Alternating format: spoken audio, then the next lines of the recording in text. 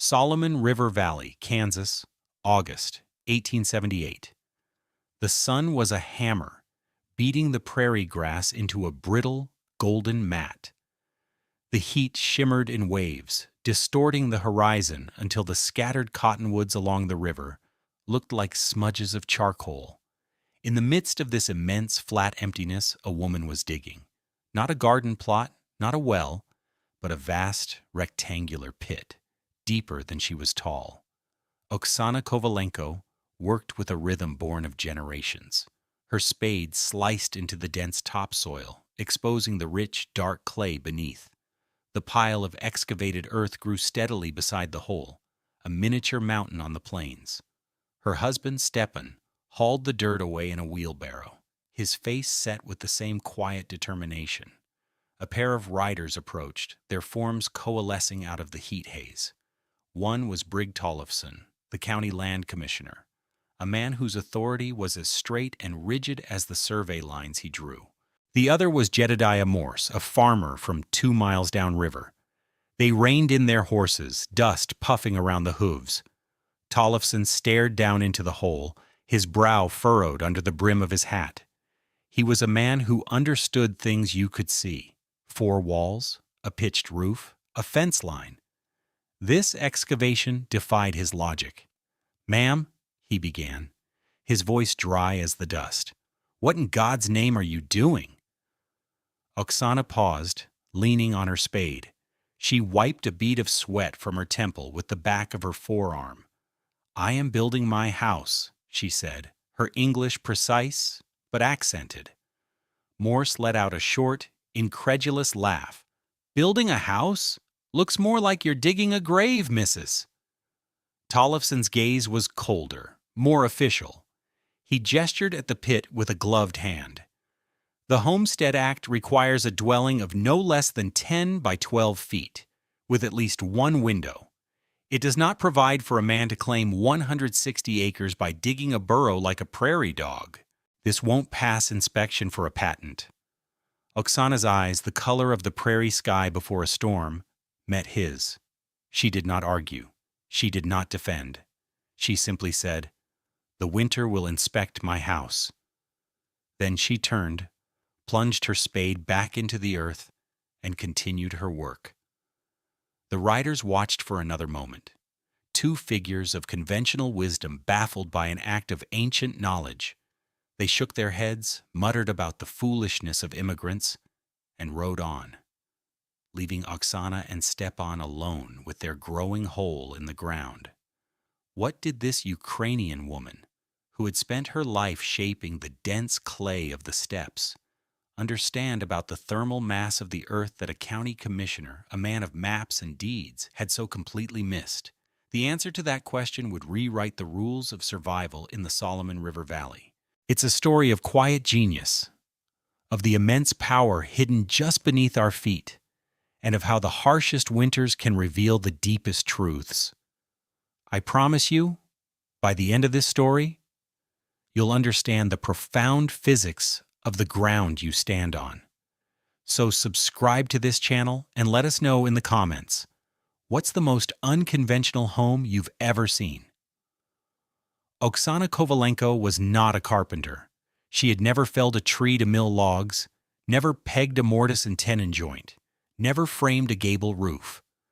Her husband, Stepan, was a farmer, his skills tied to the turning of the seasons and the reading of the soil.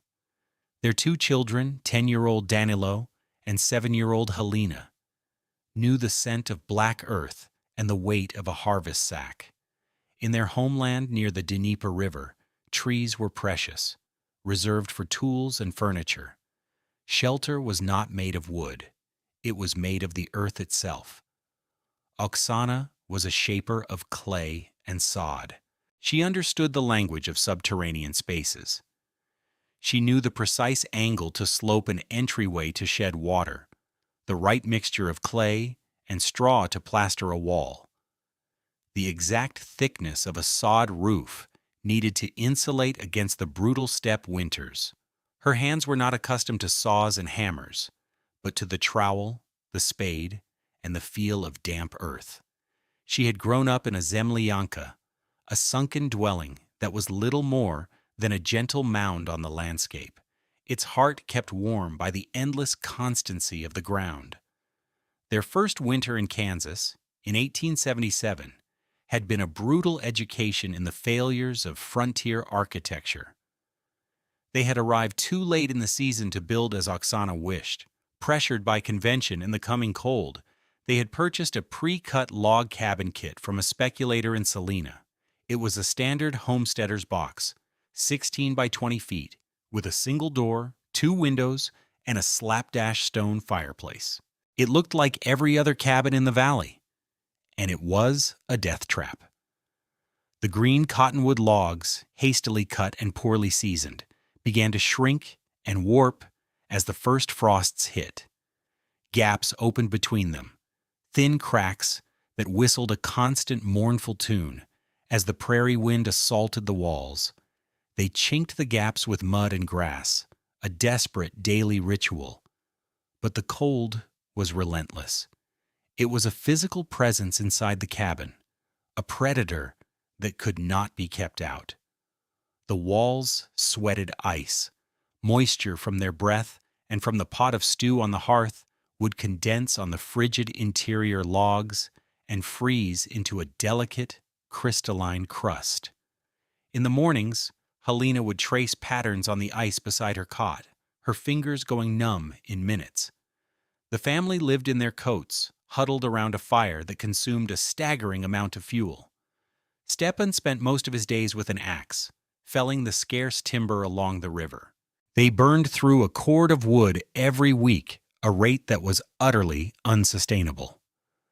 The fire's heat radiated out a few feet, creating a small bubble of survivable warmth, but the corners of the room remained at freezing temperatures. The problem wasn't the fire. The problem was the house itself. It was a sieve, incapable of holding on to the precious heat they generated. That winter, Danilo developed a cough that rattled in his chest for 3 months, a sound that haunted Oksana's sleep. They survived, but barely. It was a lesson paid for in misery. Oksana swore they would not endure another winter like it. She would not build a house on the prairie. She would ask the prairie to be her house. The failure of the Kovalenko's first cabin was not unique. It was the shared, miserable secret of the entire settlement. The problem was not the quality of the construction, but the fundamental physics of the design. A standard frontier cabin was a thermal disaster, an elegant-looking machine for wasting heat. Its enemy was the very air it sat in. The physics are simple and brutal. Wood has a relatively low thermal mass. This means it cannot store significant amounts of heat. A log wall, even one a foot thick, is little more than a thin membrane between a 3,000-degree fire on one side and a -20-degree wind on the other. The heat generated by the stove, measured in British thermal units, or BTUs, was immediately radiated to the cold logs. The logs, in turn, conducted this heat to their exterior surface, where the Kansas wind stripped it away through convection. A 20-mile-per-hour wind at -16 degrees Fahrenheit has the same effect on exposed skin, or a cabin wall, as still air at -45 degrees Fahrenheit. It was an endless, losing battle. To stay warm, you had to keep feeding the fire, generating new heat faster than the wind could steal it. For families like the Morses and the Crofts, this meant a winter of relentless labor and gnawing anxiety. Silas Croft, a man with 3 young children, had run out of cut firewood by mid-January. He and his oldest son began burning anything they could find: fence posts, spare lumber, even a broken wagon wheel. His wife Martha stuffed rags and newspapers into the ever-widening cracks in their cabin's walls, but the drafts were insidious. "You can't find the source," she told Oksana one day, her face pinched with exhaustion. "The whole house is the source." Their water bucket, kept 6 feet from the roaring fire, would be skimmed with ice by morning. The lack of thermal mass also created wild temperature swings, When the fire was roaring, the area around the hearth could be a sweltering 80 degrees, but let the fire die down to coals in the middle of the night, and the cabin's temperature would plummet, dropping 30 or 40 degrees in just a few hours. Families slept in layers of coats and blankets, waking to the bitter cold and the urgent need to rebuild the fire. And then there was the condensation. Cold air cannot hold as much moisture as warm air. The air inside the cabin, warmed by the fire and humidified by breathing and cooking, was rich with water vapor. When this warm, moist air touched the freezing cold interior walls, the water vapor instantly condensed into liquid and then froze into a layer of frost. This interior ice was more than an inconvenience. It was a sign that the house itself was failing. As the frost melted during brief moments of warmth, it dripped down the walls, rotting the logs and creating a damp, unhealthy environment. The settlers were fighting a war on two fronts, against the cold from without and the damp from within. Their homes, which were supposed to be shelters, were active participants in the assault. By late August, Oksana's pit was complete. It was a perfect rectangle, 12 feet wide, 18 feet long, and 7 feet deep. The walls were sheer, cut with a precision that amazed the few neighbors who stopped to stare. She had found a spot with dense, stable clay, a material she understood intimately. Stepan, meanwhile, had hauled cottonwood logs from the river, not for walls, but for the roof beams. He laid them across the shorter 12-foot span, each log a foot and a half apart, their ends resting on a packed earth ledge at the top of the pit. Over these beams, they laid a thick layer of prairie hay, followed by the sod they had so carefully removed when digging the pit. They placed the sod blocks upside down, grass side down, so the dense root mat would interlock and form a solid, waterproof layer. Then, they shoveled the excavated earth back on top of the sod, creating a thick, earthen roof nearly 2 feet deep. When they were finished, the roof was perfectly flush with the surrounding prairie. From 100 yards away, it was invisible. The entrance was a set of gently sloping earthen stairs, cut into the ground and leading to a heavy wooden door set at the bottom. The walls of the stairwell were lined with stone to prevent erosion. The only part of the structure that rose above the prairie was the chimney. It was a squat, sturdy pillar of fieldstone, mortared with clay, rising just 4 feet above the ground. It looked less like a chimney and more like a survey marker. Inside, the space was a revelation. The floor was packed earth, pounded until it was as hard and smooth as stone. The walls were the raw, vertical clay of the prairie itself. A small, efficient masonry stove stood against one wall, its flue connecting to the stone chimney. Oksana would later plaster the walls with a fine layer of clay slip, giving them a smooth, terracotta finish. But for now, they were the color of the rich earth. 2 small window wells, cut deep into the ground and lined with stone, allowed shafts of sunlight to penetrate the space, illuminating the floating dust motes. Brig Tollefson returned in September, this time with an official notice. He stood at the edge of the pit, looking down the entryway. "Mrs. Kovalenko," he said, his voice echoing slightly in the sunken space. "I filed a preliminary objection to your homestead claim with the General Land Office. This structure does not meet the legal definition of a habitable dwelling. It is a cellar. My report will state that you have failed to make the required improvements to the land." Stepan started to protest, his face flushed with anger, but Oksana placed a calming hand on his arm. She looked up at the commissioner, her expression unreadable. "Mr. Tollefson," she said quietly, "you see a hole in the ground? I see the thickest walls in Kansas. You see darkness. I see shelter. Come back in January. The House will make its own report." Tollefson scoffed, leaving the notice staked to the ground near the entrance. The mockery from the other settlers continued, though it was now tinged with a strange kind of pity.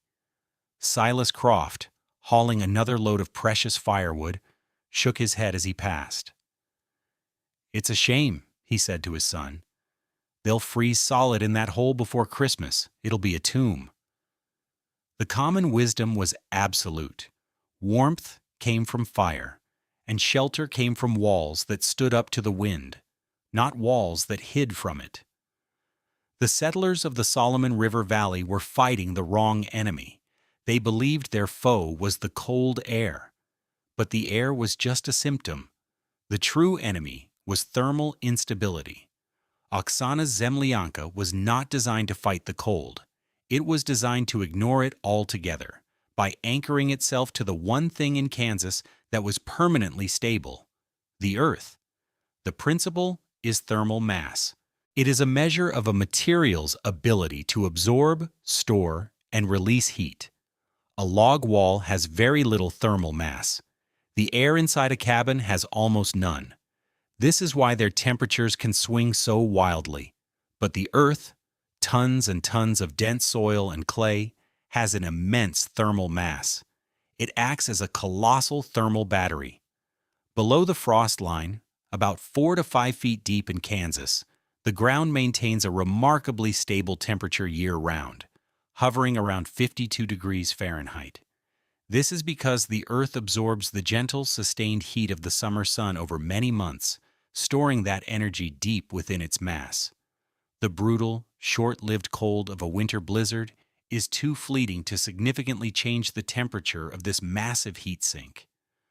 The prairie ground is a reservoir of coolness in the summer and, crucially, a reservoir of warmth in the winter. By sinking her home 7 feet into the ground, Oksana wasn't just escaping the wind. She was surrounding her family with a permanent 52-degree environment. The walls of her home were not thin barriers of wood. They were the entire planet. To freeze her family, the winter would have to overcome the thermal inertia of thousands of tons of earth. It was an impossible task. Her small stove did not have to fight a minus 16-degree differential. It only had to raise the temperature of the interior air from the baseline 52 degrees of the walls to a comfortable 65 or 70 degrees. This required a tiny fraction of the fuel her neighbors were burning. The heat that did radiate from the stove was not lost to the outside wind. It was absorbed by the massive earthen walls, which gently radiated it back into the room, creating a stable, even warmth with no cold spots and no drafts. Oksana hadn't built a shelter. She had built a bubble of thermal equilibrium. The winter arrived in the second week of December, not as a gentle snow, but as an invading army. A Kansas blast, born in the Arctic, swept down the plains with a fury that seemed personal. For 26 consecutive days, the temperature in the Solomon River Valley never rose above minus 16 degrees Fahrenheit. The wind was a constant physical force, sculpting the snow into massive drifts that buried fences and obliterated roads. The sun was a pale, useless disk in a steel-gray sky. For the above-ground settlers, it was a period of pure misery. The wind found every crack in Jedediah Morse's cabin, driving fine, granular snow into the corners of the room. His family abandoned their beds and slept on the floor in a tight circle around the stove. At Silas Croft's home, the crisis was acute. They ran out of firewood on the 8th day of the blast. They burned their fence rails, then a spare table, and then the 3 chairs Martha had brought all the way from Ohio. The sound of Silas's axe splitting their furniture in the frigid air was a sound of desperation. The ice on their interior walls was now half an inch thick. Their world had shrunk to the 6-foot circle of warmth around the hungry stove. Outside Oksana's home, there was nothing to see but a vast, windswept expanse of white. The snow had drifted over her sod roof, burying it completely, providing yet another layer of perfect insulation. The only sign of human life was the stone chimney, poking through the drift like a stubborn periscope, a thin plume of gray smoke rising from it and dissolving instantly into the gale. Inside, there was peace. The howling of the wind was a distant, muffled whisper, a storm happening in another world. The temperature was a steady 64 degrees. A small, gentle fire glowed in the masonry stove, fed by a single log every few hours. Stepan sat at the small wooden table, calmly mending a leather harness, the smell of wax and leather filling the air. Helena and Danilo sat on a rug on the floor, reading from a book their mother had brought from the old country. There were no drafts, no cold spots. The earthen walls, a constant 52 degrees, felt neutral and dry to the touch, gently radiating a quiet equilibrium. Oksana was kneading dough for bread. The rhythmic press and fold of her hands was the only sound, apart from the soft crackle of the fire. The air was warm enough that the yeast was alive and active, the dough rising beautifully in its wooden bowl.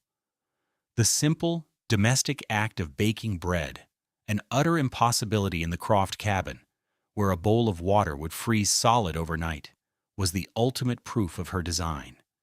She had not conquered the prairie winter. She had simply refused to participate in it. Her family was not surviving. They were living.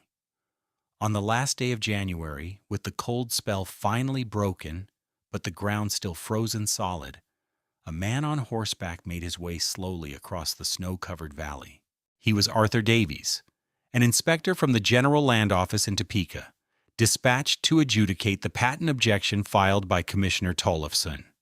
He was a man of the law, methodical, and impartial, but Tollefson's report had prepared him to find a squalid, frozen cellar. He found the chimney first, then located the gentle depression of the stairwell. He dismounted, his boots crunching on the snow, and knocked on the heavy wooden door at the bottom of the stairs. Stepan opened it. A wave of calm, dry warmth washed over Davies's face, a stark contrast to the biting cold on his back. He was momentarily stunned. He had expected a damp root cellar chill. He stepped inside and his eyes adjusted to the soft light. He saw the scene of impossible domesticity. The children reading, Stepan at his bench, Oksana pulling a golden brown loaf of bread from the stove. The air smelled of baking bread and clean earth. "Mr. Davies?" Oksana asked, wiping her hands on her apron. "Yes, ma'am," he said, his voice quiet with awe. He removed his thick gloves. Following an instinct he didn't understand, he reached out and placed his bare palm flat against the earthen wall. This was the moment of truth. He expected to feel a deep, penetrating cold, the frozen heart of the winter earth. He braced for it. Instead, the wall felt nothing. It wasn't warm, it wasn't cold. It was the temperature of his own skin. It was utterly, profoundly dry. There was no frost, no sweat of condensation, no hint of the brutal winter raging just a few feet above his head. In that single tactile moment, his entire understanding of shelter was overturned. This was not a cellar. It was a miracle of physics. He slowly pulled a thermometer from his coat pocket, an official instrument of government measurement. He hung it on a nail on the wall and waited. The Kovalenkos watched him in silence. After 5 minutes, he took it down and held it to the light from the window well. The mercury read 54 degrees Fahrenheit. Davies slowly packed his instrument away. He looked at Oksana, his expression one of deep professional respect. He took the patent forms from his satchel, uncapped his pen, and signed his name with a firm, decisive stroke. He handed the approved patent to Oksana. "Commissioner Tollefson reported that you had built a burrow," Davies said, his voice clear and formal. "He was wrong." He paused, looking around the warm, secure space. "You didn't build a shelter to fight the prairie. You built a piece of the prairie to be your shelter." The story of Inspector Davies's visit and the Kovalenko patent spread faster than a prairie fire. It began as gossip, then hardened into legend. Davies' official report, which praised the subterranean dwelling's remarkable thermal efficiency, was quoted in the Kansas Homestead Gazette. The article, titled "A Home Within the Earth," was reprinted by papers connected to land offices in Hayes, Wichita, and Dodge City. Suddenly, the Kovalenko place was no longer a subject of mockery, but a destination for pilgrimage. Settlers who had barely survived the winter blast arrived on foot and in wagons, not to jeer, but to learn. Silas Croft was one of the first. His face was gaunt, his pride swallowed by the memory of his children shivering under every blanket they owned. He stood in the warm, quiet space of the Zemlyanka and simply shook his head. "I don't understand it," he whispered, touching the dry wall. "We burned our chairs to stay alive. You're baking bread." Oksana did not gloat. She simply explained. She showed them the depth of the earth roof, the design of the entryway, the efficiency of the small stove. She shared her knowledge as freely as she had accepted the Prairie's shelter. By that spring, 3 more families in the Solomon River Valley were digging. They were no longer digging graves. They were digging homes. Within 5 years, dozens of soddies and sunken dugouts, inspired by Oksana's design, dotted the landscape of western Kansas, their low profiles and smoking chimneys a testament to a radical new and ancient idea of home. This act of frontier ingenuity was, in reality, the application of principles that modern building science would not fully codify for another century. Oksana Kovalenko's Zemlyanka was a precursor to the modern earth-sheltered home. Her understanding of thermal mass anticipated the core concepts of passive solar design and geothermal energy. She was using the stable temperature of the earth to heat and cool her home, a technique that today's engineers and architects strive to replicate with complex systems of geothermal heat pumps and heavily insulated foundations. She had no complex machinery, no modern materials. She had only a spade, a deep understanding of the earth, and the courage to defy convention. Her solution was not high-tech, it was deep-tech. The American frontier was built on an idea of conquest. Settlers arrived to tame the land, to break the sod, to impose their will upon the vast, indifferent prairie. They built their houses to stand up against the wind and the cold, to be fortresses in a hostile landscape. Theirs was a story of opposition, a constant battle between humanity and nature. Oksana Kovalenko arrived with a different story, one written in the earth of the Ukrainian steppes. Her wisdom was not about conquest, but about partnership. She understood that the prairie's greatest force, its immense, stable mass, was not an obstacle to be overcome, but an asset to be embraced. The prairie shelters you, her house seemed to say, if you are willing to become part of it. The ultimate safety was not in standing against the world, but in joining it.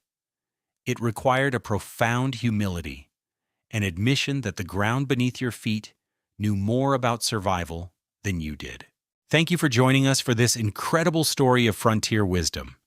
If you found this exploration of thermal mass and earthen architecture as fascinating as we did, please hit the like button and subscribe for more stories of forgotten ingenuity. And tell us in the comments, what other ancient building techniques do you think could solve modern problems? This video presents historically inspired reconstructions for educational and storytelling purposes. The characters, names, and specific events depicted are fictional, but the techniques and scientific principles are based on real historical practices of building sod houses and dugouts on the American plains. Any application of these or similar building techniques today should be done in accordance with modern building codes, safety guidelines, and engineering standards. This content does not constitute professional, technical, or legal advice.